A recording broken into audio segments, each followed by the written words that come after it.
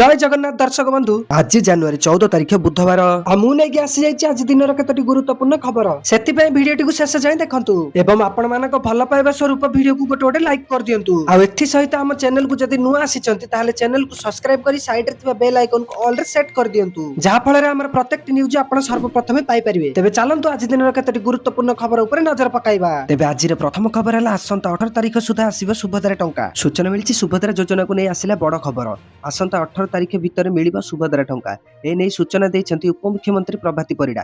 ताको कहिबा मुताबक एजावत सुभद्रा योजना मोट 4,57,681 जन महिला सामिल होई सारिचंती एवं ताको भितर नुआ करी 1,78,398 जन महिला को सामिल करा जायछि जेउ माने कि प्रथम थर पई सुभद्रा किस्ती पाइबे। एबे प्रथम एवं द्वितीय किस्ती बाद पड़िथिबा 2,55,265 जन को एथर सुभद्रा योजना रे सामिल करा जायछि। से माने एथर एका बेले के दुईटी किस्ती रे टंका पाइबे। मिलिथिबा सूचना अनुसार अभियोग शुणाणी पर 24,018 जन हिताधिकारी को सुभद्रा रे सामिल करा जायतिबा नै उपमुख्यमंत्री सूचना दैछंती। परवर्ती खबर राज्य रे पुणी हाड़ भांगिबो जाड़। तेबे सूचना मिलिछि पुणी राज्य को फेरिछि शीत। अनेक स्थान रे 2 ରୁ 3 डिग्री तापमात्रा ह्रास पाइबा सह सबुठी हाड़ भंगा शीत अनुभूत हेउछि। आहुरि 3 दिन जाय राज्य रे कोल्ड वेव बा शीत लहरी जारी रहिबो बोली वार्निंग दैछि पाणीपाग विभाग। आसंता 24 घंटा पई अनुगुल और झारसुगुड़ा एही दुई जिल्ला को शीत लहरी येलो वार्निंग जारी करिछि पाणीपाग विभाग। सेही परि बुधवार अनुगुल कटक खोर्धा जगतसिंहपुर और झारसुगुड़ा 5 जिल्ला को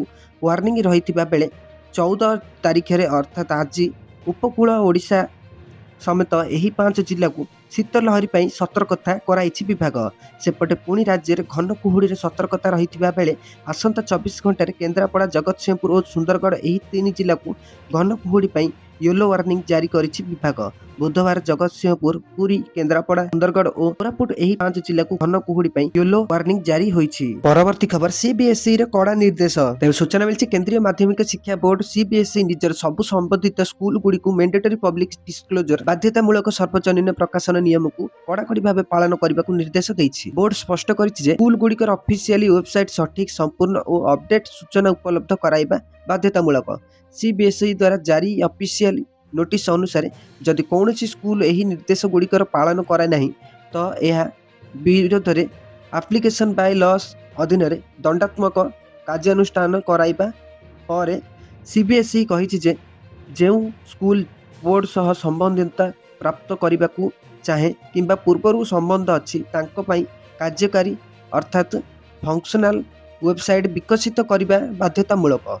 वेबसाइट रे स्कूल सह जड़ित सबु गुरुत्वपूर्ण सूचना उपलब्ध कराइबा एप्लिकेशन बाय लॉस र अनेक धारा अनुसार अनिर्वाज्य शर्त अछि। परवर्ती खबर एबे बढ़िला शिक्षकक दरमा। तेबे सूचना मिलछि राज्य रे लक्ष लक्ष शिक्षकक पई खुशी खबर। चतुर्थ थर पई कैबिनेट बैठक रे पे स्केल हैला मजूर। आज सचिवालय रे मुख्यमंत्री डॉक्टर मोहन यादवक अध्यक्षता रे मोहन कैबिनेट बैठक बसिथिला। एही बैठक रे अनेक गुरुत्वपूर्ण प्रस्ताव ऊपर आलोचना होइतिला। एही कैबिनेट बैठक लक्ष लक्ष शिक्षकक पई बहुत भल खबर आनिछि। बैठक रे चतुर्थ थर पई दरमा स्केल मजूर होईछि। 1.25 लाख शिक्षकों दरमा वृद्धि अर्थात एमपी टीचर्स सैलरी इंक्रीज। एही निष्पत्ति द्वारा राज्यर प्राय 1.25 लाख शिक्षक उपकृत हेबे एवं सेमानक दरमा प्रति मासरे 4 ରୁ 5 हजार टंका वृद्धि पाइब। एहा सहित कैबिनेट बैठक शांतिपाणी विद्यालय योजनार द्वितीय पर्याय रे 200 टी नूतन विद्यालय प्रतिष्ठा प्रस्ताव को मध्य अनुमोदन करिछि। एही प्रकल्प पई प्राय 36,060 कोटी खर्च करा जिवो। एही निष्पत्ति राज्य रे गुणात्मक शिक्षार प्रसार को आहुरी मजबूत करिवो। परवर्ती खबर पीएम किसान र 22तम किस्ती एमानको मिलिबनी 2000 लेखाए टंका। तेबे सूचना मिलछि नूतन वर्ष आरंभ हेउछि एवं चाष जमीरु गाँ पर्यंत प्रधानमंत्री किसान योजना परवर्ती किस्ती केबे आसीबो ताहा ही आलोचनार विषय। जेउ चाषी माने प्रति 4 मासरे सेमानक अकाउंट रे 2000 पाउछंती सेमानक पई एही राशि अत्यंत गुरुत्वपूर्ण। एही टंका सारा ठारू बिहन पर्यंत समस्त छोट एवं बड़ चाष खर्च को कभर करे। तेणु जेतेबेले किस्ती विलंब हुए चिंता बढ़ी जाए। एथर पुणी लक्ष लक्ष चाषी 22तम किस्ती पई अपेक्षा करिसंती एवं 2000 किस्ती अटकी जिबार भय मध्य रहिछि। प्रधानमंत्री किसान योजनार 22तम किस्ती केबे आसीबो ताहा हेउछि सबुठार बड़ प्रश्न। सरकार एपर्यंत एक निर्दिष्ट तारीख घोषणा करिनाहांती किंतु पूर्व ढांचा उपरे आधार करी एही किस्ती फेब्रुआरी 2026 रे जारी हेबो बोली आशा करा जायछि। जदि पूर्व 4 मास देय बजाय रखी जाए तेबे टंका जनवरी शेष सुधा किंबा फेब्रुआरी एवं ମାର୍ଚ୍ଚ ମଧ୍ୟରେ ଆକାଉଣ୍ଟରେ ପହଞ୍ଚିପାରେ। ପ୍ରଧାନମନ୍ତ୍ରୀ କିଷାନ ଯୋଜନାରେ ପ୍ରମୁଖ ପରିବର୍ତ୍ତନ ଇକେୱାଇସି ଏବଂ ଚାଷୀ ଆଇଡି ଆବଶ୍ୟକ। ଏହି ଥର ପ୍ରଧାନମନ୍ତ୍ରୀ କିଷାନ ଯୋଜନାରେ ଏକ ବଡ଼ ପରିବର୍ତ୍ତନ କରାଯାଇଛି। କେବଳ ଇକେୱାଇସି ପୂରଣ କରିବା ଆଉ ଯଥେଷ୍ଟ ନୁହେଁ।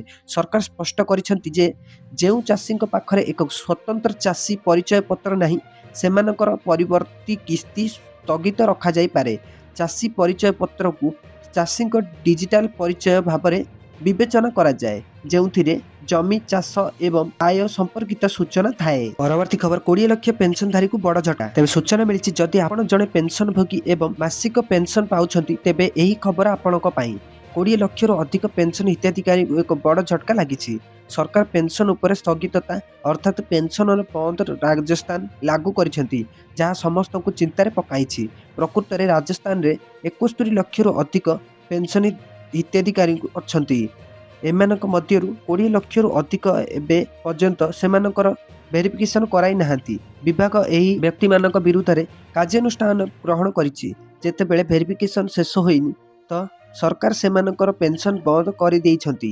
ସାମାଜିକ ନ୍ୟାୟ ଏବଂ ସଶକ୍ତିକରଣ ବିଭାଗ ସ୍ପଷ୍ଟ ଭାବରେ କହିଛି ଯେ ଯାଞ୍ଚର ଶେଷ ତାରିଖ ଡିସେମ୍ବର 31, 2025 ଥିଲା, କିନ୍ତୁ ଅନେକ ଲୋକ ବାୟୋମେଟ୍ରିକ୍ କିମ୍ବା ଫେସ୍ ରିକଗ୍ନିସନ୍ ମାଧ୍ୟମରେ ଯାଞ୍ଚ ପ୍ରକ୍ରିୟା ସମୟସୀମା ମଧ୍ୟରେ ସମାପ୍ତ କରିବାରେ ବିଫଳ ହୋଇଥିଲେ। ତେଣୁ ଜାନୁଆରୀ 2026ରୁ ସେମାନଙ୍କର ପେନସନକୁ ଅସ୍ଥାୟୀ ଭାବରେ ସ୍ଥଗିତ ରଖାଯାଇଛି।